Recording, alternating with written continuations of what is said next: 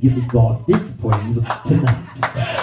But when you do that, it's because you realize I'm still here on purpose and for purpose. And that being the case, then Christ shows us that purpose overrides humanity. Come here. I'm going to teach you how to deal with sin in your flesh. The way you handle sin is to make sin confront your purpose. Don't make sin confront your gift, because gifts come without repentance.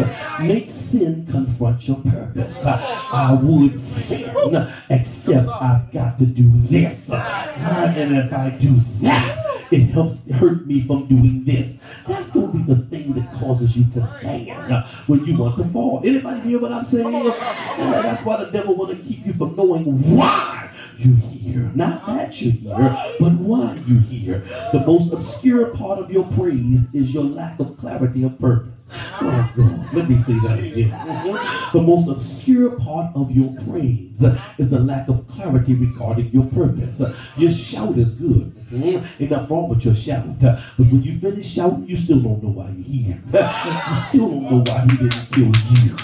And the devil is nervous that in just about 3 minutes, you're going to discover, hey, I was here for this purpose.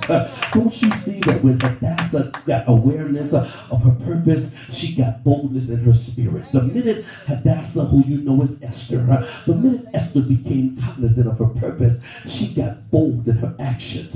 She said, get me to the king. I got to get up in that room because I got to get there because I just discovered purpose. This is how you'll know when you're clear on purpose, because you will holler out when, if I perish, let me perish. But I've got to get this thing off of me. And when you get to the point where you say, if I die, I just die, but I got to do this for God. Until you get there, you're really not ready to be used. It's not about people's opinions. It's not about their problems until you get to the place where you can say, God, it don't matter what happened to me. I don't care if they like me or don't like me. You can take me or shake me. I don't even care. What I do care about is if I don't do this, I'm going to lose my mind up in here. Do I have 3 people that say, I've got to do this thing? Please shake somebody's hand and say, neighbor, I got something I got to do. Preachers, y'all can have that one for free. I said, find somebody and say, neighbor, I got something I got to do. If I don't do it this year, I'll go crazy. If I don't do it 2014, I'll lose my mind. I don't care if I don't make another dollar as long as I can do what God said. If they never hire me, if I never get the mansion, if I never get the phantom, y'all ain't saying nothing. I just want to let God get the glory. I gotta work. It's big. And so then, in the word of expedition, we move now, watch your voice. We move now out of the expedition into the conceptuality of the Gospels, where we get the ministry of Christ, there into the actions of the Bible, there into Romans, which is a displaced book in the epistology. We get into the epistles, and we introduce ourselves into the epistles with a displaced book. I don't have the time. The first book should be 1st and 2nd Corinthians, but it is not because of the content of Romans. The content of Romans has moved Romans from being the 6th book to being the first book. So then, when he moved Romans, he moved it because of what was in it. Romans was not scheduled to be first. Romans was the 6th epistle written. So how did it become the first epistle? Because Romans contains the ABCs of the Christian church. Oh, y'all ain't hearing me.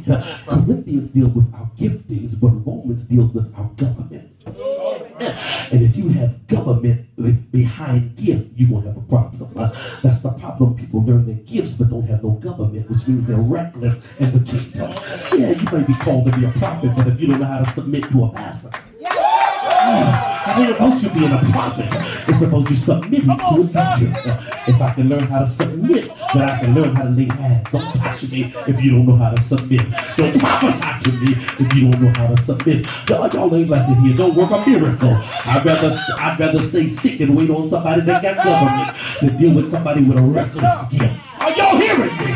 So then you have the movement of God shifting our canon to embrace Romans as the first epistle. Romans then brings us into the epistemology of Christ and government. He talks about structure, infrastructure. He talks about baptism, water baptism. He talks about the nature of dealing with the humanity of who we are. He then clarifies who is really sons and who is bastards. But many as are led by the Spirit of God, they are the sons of God. Everybody else Ambassador Dunn comes in and breaks in.